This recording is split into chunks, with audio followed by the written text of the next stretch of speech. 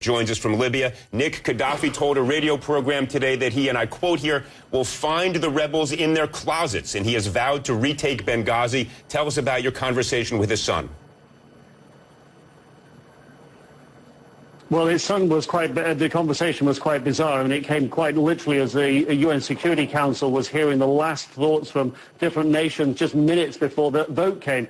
And what I was told was that the Gaddafi regime would change its tactics, that they would no longer prosecute a heavy military offensive, that the army would merely surround Benghazi, the army wouldn't go into the city, their heavy weapons wouldn't be used. The army, in fact, would help civilians who are trying to leave Benghazi, fleeing in fear, he said, that of a possible assault. He said what the government would do would be to send in police and special forces units to deal with, as he called them, the terrorists. So that seemed to be an incredibly last-minute piece of brinksmanship and change of tactics. And we've just heard from the Deputy Foreign Minister here, who quite strangely as well says that he welcomes the UN Resolution 1973 because this is a resolution, he said, that protects the people and stands for the territorial integrity of the country. Just quite bizarre to hear that in many ways. But what he went on to say was the international community cannot arm the rebels,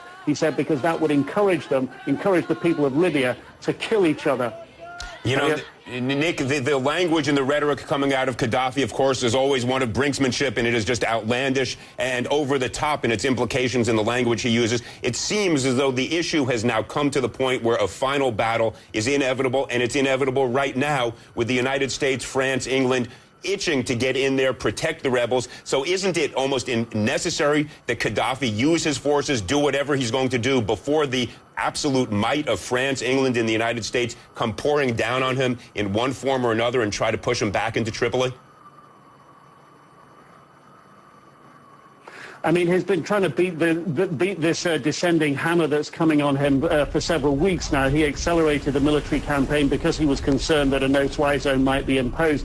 I asked the Deputy Foreign Minister, in everything that you've said, telling us now your response to the UN Security Council resolution, does that mean that you will now follow it to the letter and enforce a ceasefire, as the resolution calls for, an immediate ceasefire? And he said, well, yes, but it's going to take some time to work it out because there are technicalities to go through. And he spoke in a very suave and sophisticated way and talked about his meetings with the UN Secretary General Special Representative here yesterday. So clearly there's a fudge factor being built into the time frame here. The government on one hand saying, yes, we'll go for a ceasefire. On the other hand saying, well, not quite right now. The technicalities have to be worked out. So it rather gives the impression the government really wants to get some more military business done on the ground before it's willing to hold the army back from Benghazi. I get the impression they want to take this last city before Benghazi, Ajdabiya, and then hold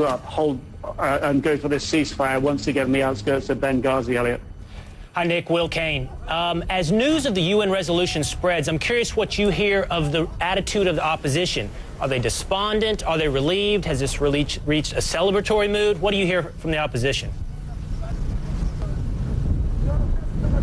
For the opposition, this is a celebration, and we've heard of fireworks celebrating up in Benghazi, of crowds coming out on the streets. I mean, this is what they've been waiting for. This gives them, A, some legitimacy that they've been craving, and B, some military muscle at their backs. This will stiffen their resolve. They were really being beaten back. They'd fallen back more than 200 miles. Military gains that Gaddafi's forces had made. So this is going to encourage them. They'll know that now it's more than airstrikes that might be on their side. Other means will be deployed, the resolution says, to assist them. So clearly they're feeling a whole lot more upbeat about the situation right now, Will.